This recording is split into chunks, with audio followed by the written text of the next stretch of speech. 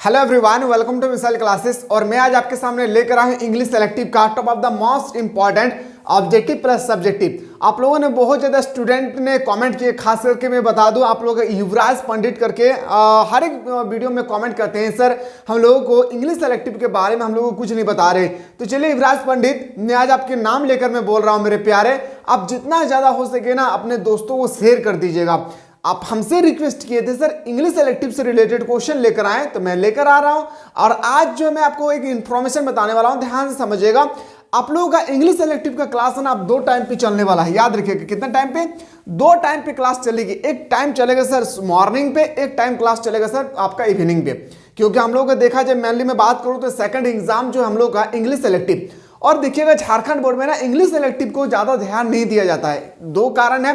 पहला रीजन है कि ज्यादा इंसान जो स्टूडेंट्स है, ज्यादा उसमें स्टूडेंट नहीं है, ज्यादा स्टूडेंट्स इंग्लिश सेलेक्टिव नहीं लेते हैं। और दूसरी रीजन ये है कि इंग्लिश सेलेक्टिव और उस सब्जेक्ट से थोड़ा सा टफ है। लेकिन जहां तक मुझे लगता है कि अगर समझाने वाला अगर सही मिल जाए तो कोई भी सब्जेक्ट टफ नहीं है। इंसान खुद को कमजोर मान लेते हैं, अगर वो कर सकते हैं तो मैं क्यों नहीं। बस याद रखिएगा। बस जो भी चीज मैं बताऊंगा, अभी जो हम लोग का चल रहा है ये लेक्चर नंबर 8 है। 1 से लेकर 7 तक कोई ऐसे स्टूडेंट्स है जो अभी तक नहीं देखे हैं, तो सबसे पहले चैनल पर नए आए तो चैनल को सब्सक्राइब करके बेल आइकन को प्रेस करें। और उसके बाद आप लोगों को प्लेलिस्ट में जाकर इंग्लिश सेलेक्टिव का सारा लेक्चर को बेहतरीन ढंग से कर लेना है। एग्जाम से पहले मैं आप लोगों को जो सेशन दे रहा हूं इंग्लिश स्कोर में, जिस तरह से मैं दे रहा हूं इंग्लिश स्कोर के स्टूडेंट्स को, ठीक हम लोगों को इंग्लिश इलेक्टिव में भी उसी तरह से मैं प्रोवाइड कर रहा हूं, objective plus subjective chapter wise. चलिए सर एक एक क्वेश्चन को हम लोग समझने की कोशिश करते हैं। सबसे पहले मैं बता दूं आप लोगों का, ये जो पोएम हम लोग का पोएट्री सेक्शन का पोएम नंबर 3 है। हम लोगों ने इससे पहले 1 + 2 और शॉर्ट स्टोरी का 5 चैप्टर को हम लोगों ने बेहतरीन तरीके से एक्सप्लेन भी किए थे। ऑब्जेक्टिव भी मैंने बताया था और सब्जेक्टिव भी मैंने आप लोगों को बेहतरीन ढंग से करवाया था। तो फाइनली आज हम लोग देखने वाले पोएट्री सेक्शन का, आपका पोएट्री सेक्शन का पॉइंट नंबर 3 क्या है सर? Poem by black. क्या हो जाएगा? ब्लैक। इसका राइटर कौन होगा? William black. क्या हो जाएगी? इसका राइटर जो है विलियम ब्लैक। ये जो मेरे लाल ये जो टॉपिक है ना, टॉपिक ये विलियम ब्लैक जो टॉपिक है, इसमें ना एक बात बताएगा डेवियन के बारे में जो बहुत इंपॉर्टेंट, डेवियन को प्रेरित करती है। थोड़ा सा ओवर भी दे रहा हूं, 1-2 मिनट का सुन लीजिए, सारा क्वेश्चन सॉल्व हो जाएगी। तो डेवियन ब्लैक जो है ना, ये प्रेरित करते हैं किसके बारे में? भगवान के बारे में। मतलब कहता है कि हर एक उस इंसान के अंदर में भगवान छुपा हुआ है, जिसके अंदर में प्रेम करने की भावना हो, जो कभी झूठ ना बोलता हो, जो दूसरे को सहायता करता हो, जो ईमानदारी पूर्वक रहता है। मतलब ये 4 क्वालिटी अगर आपके अंदर में है, जिससे हम लोग दयालु बोल सकते हैं, काइंडली भी बोल सकते हैं, ठीक है, जिसके अंदर में ये सब है, तो वो इंसान के अंदर में भगवान समाया हुआ है। मतलब उस इंसान के अंदर में क्या है? भगवान है। और कहता है कि एकदम बिल्कुल लड़ाई झगड़ा नहीं करना है। जहां पे हम लोग लड़ाई झगड़ा करते हैं, जहां मारपीट करते हैं, जहां पे हम लोग चुगली वगैरह कुछ भी जो करते हैं हम लोग, वहां पे भगवान मौजूद नहीं रहती है। भगवान कहता है, गॉड कहते हैं कि मैं उस जगह पे रहता हूं जहां पे लोग शांति स्थापित करके रखते हैं।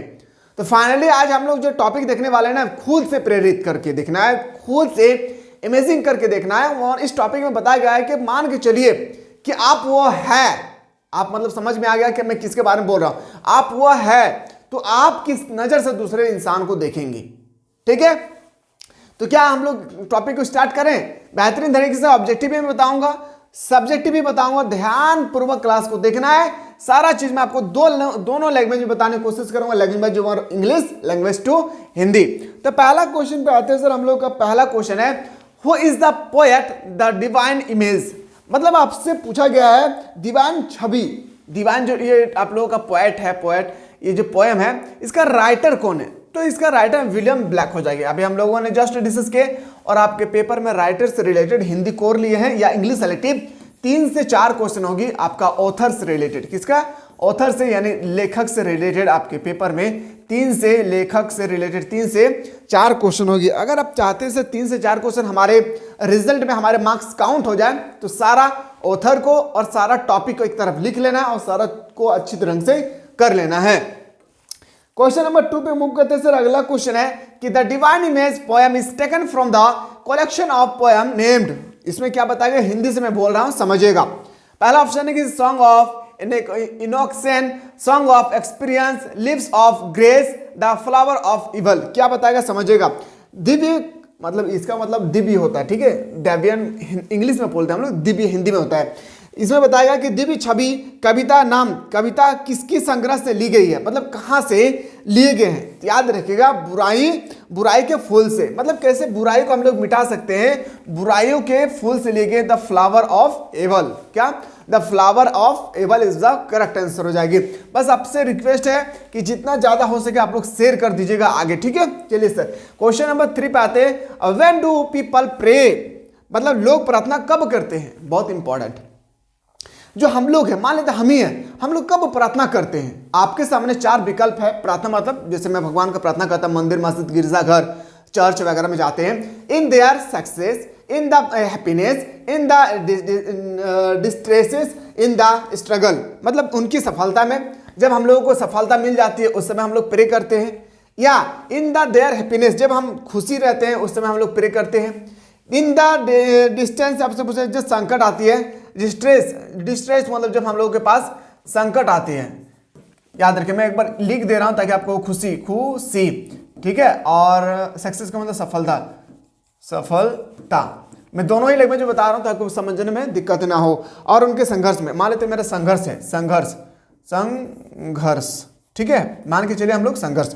तो हम लोग प्रे कब करते हैं, यहाँ पे यही चीज हम सब से ना पूछी गई कि हम लोग एक्चुअली प्रे कब करते हैं, मतलब हम लोग प्रार्थना कब करते हैं। जब हमारे पास सफलता आ जाती है, जब हमारे पास खुशी होती है, जब हमारे पास संकट आती है, जिस समय हम लोग संघर्ष करते हैं। तो देखिए कोई भी व्यक्ति जो है ना, याद रखिएगा, प्रे कब करते हैं, प्रार्थना कब करते हैं, जब वो एग्जाम देने के बाद पास हो जाते हैं तो गॉड से प्रार्थना करते हैं, हाय गॉड कहते हैं ना, हाय अल्लाह कहते हैं ना कि हम पास हो गए हैं। तो इस तरह से मैं बोल सकता हूं इसका जो राइट आंसर हो जाएगी ना, success is the correct answer. क्या हो जाएगी, success is the correct answer हो जाएगी। आशा करते हैं कि आप लोगों को समझ में आ रहा होगा। क्वेश्चन नंबर नेक्स्ट पे मूव करते हैं हम लोग। अगला क्वेश्चन है, मैं दोनों लैंग्वेज में बता रहा हूं, ठीक लग रहा है ना आप लोगों को, दोनों लैंग्वेज या एक ही लैंग्वेज में बताऊंगा, आप लोग कमेंट कर दीजिएगा, ठीक है। अगला जो क्लास हमारे मॉर्निंग, जो अभी हम लोग डिस्कस करेंगे मॉर्निंग टाइम पे देखा जाए तो, अगर इवनिंग पे अगर आप चाहते हैं दोनों लैंग्वेज में हो तो दोनों लैंग्वेज कमेंट कीजिएगा।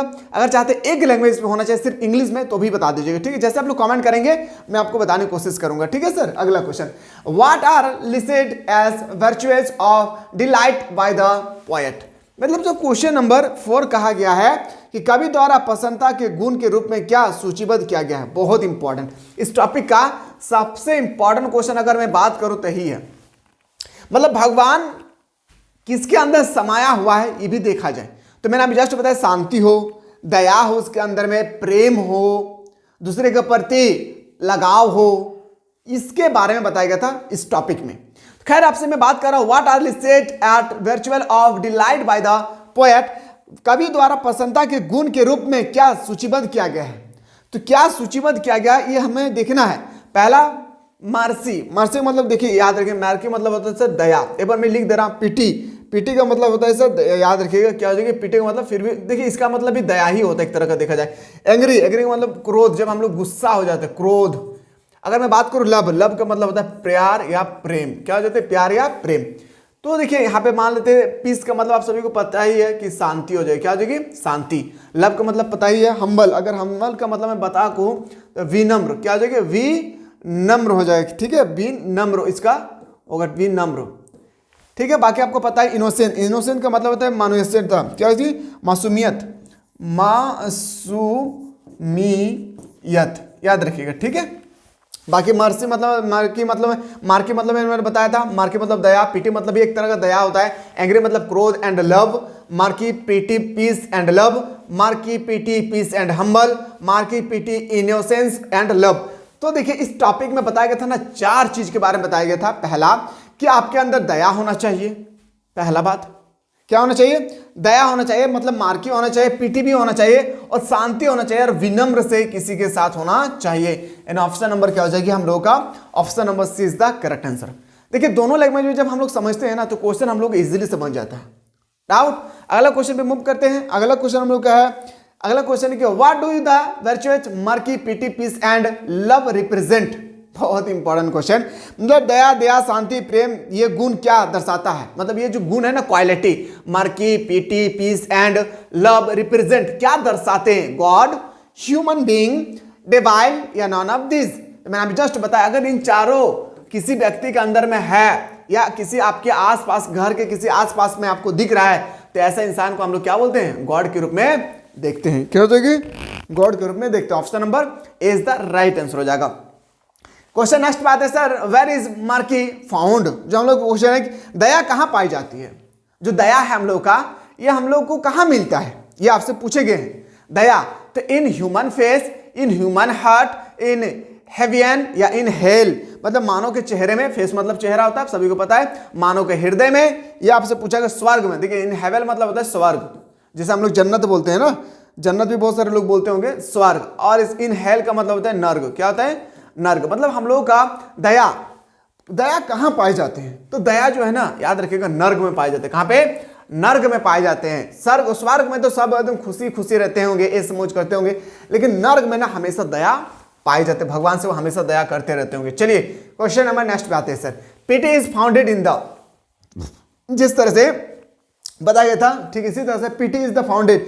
पीटी कहां पे पाई जाती है? सबसे इंपॉर्टेंट है पीटी, तो याद रखिएगा डिवाइल फेस, शैतान की चेहरा में, याद रखिए डिवाइल का मतलब शैतान होता है, लिख लेते हैं ठीक है। शैतान के चेहरों में, ह्यूमन हार्ट मनुष्य के हृदय में, ह्यूमन फेस मनुष्य के चेहरे में, और डिवाइल शैतान का दिल में, या तो शैतान का दिल में। कहां पे पाए जाते हैं? इट इज फाउंड मतलब दया, किस दया पाए जाते हैं कहां पे? तो बताएंगे सर ह्यूमन हार्ट। क्या हो जाएगी? ह्यूमन हार्ट में पाए जाते हैं। फेस में तो कुछ दिखता नहीं है ना, हार्ट से ही फीलिंग जाती है ना। ऑप्शन नंबर क्या हो जाएगी? आपका B is the correct answer हो जाएगा। क्वेश्चन नेक्स्ट है सर कि what is the human form of divine? मतलब बताया गया था परात्मा का मानवीय स्वरूप क्या है। जो हम लोग का परात्मा है उनका मानवीय स्वरूप क्या है? जब इंसान की डेथ हो जाती है तो हम लोग बोलते हैं ना उसका आत्मा, जल्दी से हाथ पैर धो लेना तो आत्मा हम लोग घर लौट कर आ जाएगी। इस तरह से हम लोग बचपन में एमिस करते थे ठीक है, लेकिन ऐसा रियलिटी में नहीं होता है। खैर what is the human from a divine? मतलब आपसे पूछा है परात्मा का मानवीय स्वरूप क्या है? मार्की दया, पीटी मतलब दया, पीस मतलब शांति, या लव। तो बताएंगे सर पीस, एकदम शांति होती है। परात्मा जो होती है हम लोग का सर एकदम क्या होती है? शांति होती है। क्या हो जाती है? शांति। Option number C is the right answer हो जाएगी। क्वेश्चन नेक्स्ट पे आते हैं sir, question number 9। Question number 9 है कि dash is the garment dress that involve a human? मतलब आपसे पूछा गया है कि वह परिधान पोशाक है जो मनुष्य के अंदर होती है। तो देखिए पहला mercy, pity, peace and love. तो बताएंगे सर पीस, शांति। क्या हो जाएगी? शांति। ऑप्शन नंबर आपका बिल्कुल सही हो जाएगा, C is the correct answer. Question सब अच्छी तरह से देख रहे हैं ना, समझ में आ रहा है ना विनोद आप लोगों को? खास करके मैं बोल रहा हूँ युवराज पंडित जो आप बार बार कमेंट कर रहे थे English selective sir English selective. Finally Yuvraj आप लोगों को पता होगा कि मैं कितना मेहनत करता हूँ। अगर नहीं पता है तो थोड़ा सा एक लाइन सुन लीजिएगा। मैं इतना मेहनत करता हूँ कि इंसान कभी भी कोई सोच नहीं सकता है कि इस एक व्यक्ति के पीछे, इस व्यक्ति के पीछे कितना मेहनत छुपा। जिस समय बस इतना जान लीजिए, थोड़ा सा मैं हिंट दे रहा हूं कितना मेहनत करते हैं, आपको पता चलेगा। जिस समय आपको रात में आधी नींद पूरी हो जाती है उस समय हमारी क्लास स्टार्ट होती है। आप सोच सकते हैं कि कितना स्ट्रगल करते हैं। बस थोड़ा सा रिक्वेस्ट है कि आप जिस तरह से कमेंट करते हैं सर ये टॉपिक ये फालना टॉपिक, तो बस आपसे रिक्वेस्ट है जितना ज्यादा हो सके ना झारखंड के कोने कोने तक इस वीडियो को फैला दें, ताकि गरीब से गरीब बच्चा अच्छी तरह से शिक्षा को प्रोवाइड कर सके और अपने माँ बाप का नाम, अपने गांव का नाम रोशन कर सके। क्योंकि हमारे झारखंड के अंदर में ऐसे ऐसे बच्चे का अंदर में टैलेंट भरा हुआ है जिनको सपोर्ट करने वाला कोई नहीं है। बस ऐसे ऐसे बच्चों को कहें आप पढ़ाई ना छोड़े। हमारे साथ हमारे छोटा भाई अभी भी खड़ा है, मिसाइल क्लासेस के एक छोटा सा परिवार खड़ा है। बस हम लोगों को मेहनत करना है और मेरा काम है आप लोगों को मेहनत करवाना है। बस आप लोगों से रिक्वेस्ट है कि जितना ज्यादा हो सके आप लोग शेयर कर दीजिएगा। Question next, what is the theme of the poem the divine imaging? बताया गया द डिवाइन इमेजिंग कविता का विषय क्या है? मतलब इस टॉपिक का मेन मकसद क्या था? पहला है सर कि human kind A relationship with God, rule of religion, the battle between God and people, worth and death. समझ में आ रहा है? पहला ऑप्शन समझिएगा, मानव जाति का ईश्वर के साथ संबंध, मानव जाति का ईश्वर के साथ संबंध, धर्म की भूमि, क्या हो जाएगा? धर्म की भूमिका, क्या हो जाएगा? धर्म की, इसका मतलब रूल ऑफ रिलीजन, धर्म की भूमिका, the battle between God and evil, अच्छाई और बुराई के बीच लड़ाई, अच्छाई और बैटल नहीं होगा ठीक है, अच्छाई और बुराई के बीच लड़ाई, और जन्म और मृत्यु, बर्थ मतलब आप सभी को पता है, जन्म, डेथ मतलब मृत्यु होता है। तो किसके बारे में रिप्रेजेंट करते हैं, कविता का विषय का क्या मकसद था, तो बताएंगे सर इसका राइट आंसर हो जाएगी बर्थ एंड डेथ। अभी आत्मा के बारे में बात कर रहे थे ना, तब क्या हो जाएगी बर्थ एंड डेथ, यानी ऑप्शन नंबर क्या हो जाएगा, D is the correct answer हो जाएगी। आशा करते हैं कि आप लोगों को थोड़ा बहुत समझ में आ रहा होगा। प्रतिदिन हम जब क्लास में कंटिन्यू लेकर आऊंगा ना तो सारा चीज समझ में। अच्छा, अब आते हैं हम लोग सब्जेक्टिव क्वेश्चन।